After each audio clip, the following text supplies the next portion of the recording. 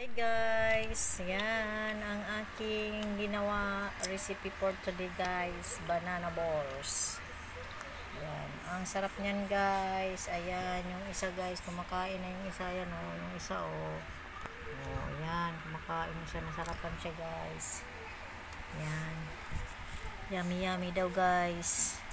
Try nyo rin yan guys, sa Junakis nyo guys. Kakain, siguradong tiyak na kakain yung mga Junakis nyo pag natikman yan guys. Malambot na, mabango pa, masarap. Ang sarap nga palagi pag natitikman ko. Hindi ko pa ito natiis guys.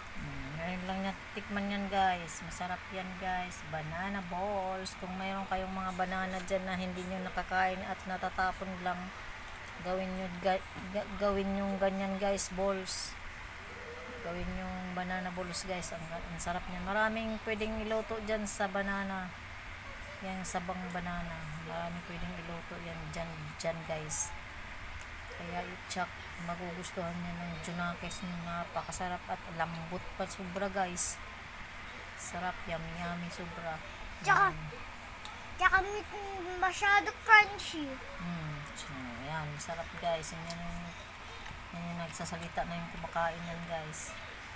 Yan, patunay lang na nasarapan siya guys. So ayan, kumuha na naman siya. Thank you for watching guys. Nasarapan daw siya guys, kaya siya lang makakaubos niyan. Ayan, thank you for watching. Follow for more.